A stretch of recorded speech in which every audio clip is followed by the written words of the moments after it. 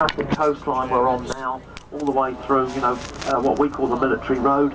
They find there fossilised hazelnuts. I don't know if you know that they're always nicknamed locally Noah's nuts. And you can pick up, I'm sure there's other stuff, a lot of other stuff in between. You pick up a lot of it at Lyme Bay as well, don't you? I mentioned Jeremy Irons, who's born on the island. He was in a film we mentioned, French Lieutenant's Woman.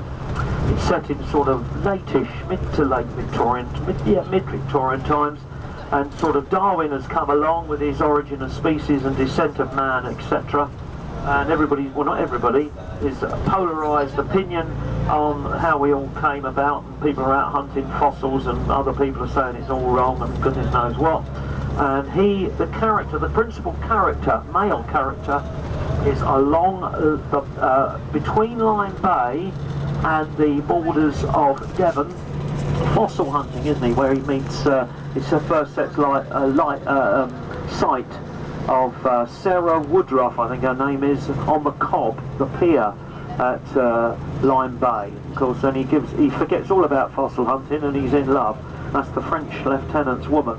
But that undergrowth that he's looking for fossils, in the film you see him with a hammer, well you know more about that, the hammer looking for fossils, and it's very similar, all the thick undergrowth where the ground and the rocks have all opened up to the area you've just been staying in. It's a sort of bit of a landslip area.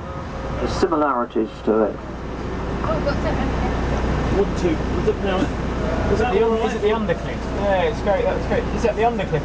Have you been to Lyme recently? It's great. Yeah, only bits. But this is, where you've stayed. There's tangled. And yeah, it is. There is a similarity. Definitely. Oh yeah. I don't know if you've ever seen the film French Lieutenant's Woman. I've not. No. It's fantastic. Yeah, because he's a fossil hunter. Of course, her dad is.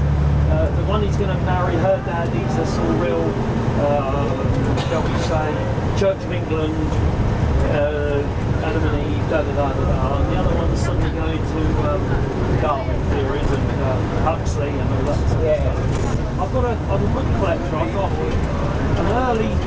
an early copy of Origin of Species, because I've got a first edition of Descent of Man in its original 2 volumes. Unfortunately rebound in leather, not in original cloth. Right. But it's still good. It's still and the other ones I've collected, which although are not at first, very early, Lyle's, principles and elements. Principles of geology, yeah. I've got a very early copy of Elements of Geology, Principles of Geology, and Manual of Geology. I've got 3. Yeah. They were pivotal for Darwin. He's a sort of father of geology, or one of them. Yeah, brilliant. Professor Lyle. Yeah. So they're not first, but they're within 2 or 3 years stuff. They're quite reasonably valuable. Original cloth, a bit worn. And are they worth much? Well, it's very difficult. They're not bad copies. You're most probably only into about the £150 each mark, which is not going. The Descent of Man, even as it is most probably up in the couple of grand mark. Yeah. Of course, if it was an original cloth, then it would boost up again. It's all about the additions. This is Sandown, Shanklin Bay. Shanklin to the right, Sandown where we are now with the pier. Just if you look to your right, that's Dunno's Point. You were staying just around the corner from that point to the right. Just, well, depending on how fast you walk, 15 minutes walk just from there. And then of course at the end you've got the start or finish of that backbone of the Isle of Wight. There it is. That's Culver Cliff.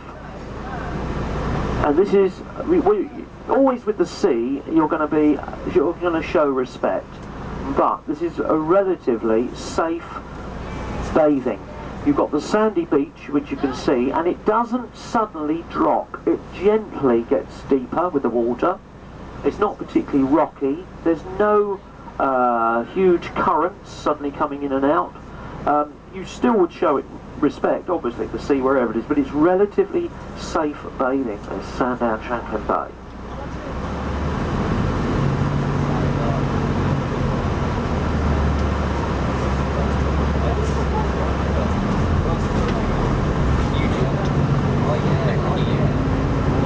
Up on the top of Culver Cliff you can see the Coast Guard cottages and big granite memorial to the first Commodore of the Royal Yacht Squadron. That would be Cowsweek, you see, is one of the most famous yachting regattas in the world.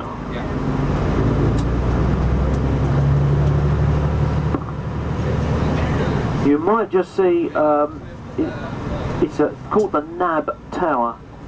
You see out to sea. If you look to the end of the chalk cliffs, look out to the right of that on the horizon, and you'll see the Nab Tower, the lighthouse out there.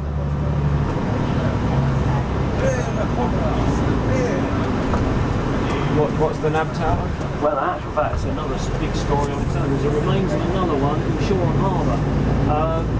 During the First World War, they were going to have several of those towers between Dover and Calais, strung with submarine nets to stop the U-boats going up and down the channel. Right. Dover Patrol and all that.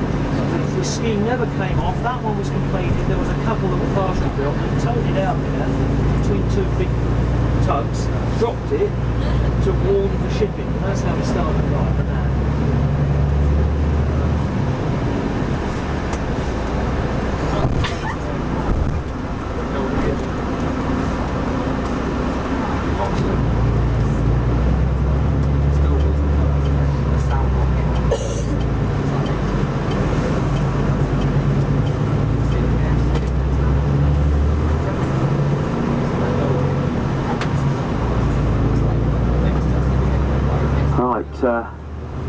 Just before we get, or just along close to where we're going to be dropping you at the Dinosaur Museum, etc., is an ice cream hut. Well, it wasn't, yeah, it's Brown's Ice Cream. They used to make ice cream here at one time, Brown's, and this hut disguised another pumping, it was a pumping station for Pluto during the latter part of the Second World War, from the summer of 1944. So just behind this is the obvious style of building that you can see, which I don't need to, but you can see what it is, the front of the building, and then you'll see Brown's Ice Cream and Golf Hut behind. There we are. What is it? It's supposed to look like a pterodactyl. Oh, pterodactyl, yes, a ptero something. There we are, look. I was going to say that. Yeah, someone told me the building looks designed to look like a pterodactyl. You're showing off now. That's all I know, yeah. Yes, that's the end of you, isn't it? What do you know about Mingella's ice cream? Oh, crikey. Oh, I can do that afterwards. Yeah, that'd be interesting. I'll do the Minghella. I'll do that after. What films did Anthony Minghella do? Did he do English Patient? English Patient, yeah. That's the biggie.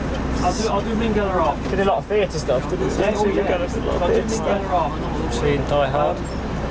Did he do Die Hard? No. Cancer. Had cancer in the neck, went in for a routine operation, didn't survive. Right. It was a relatively low-key operation, so I've heard. Really? You know, and it just, yeah. With a bad outcome.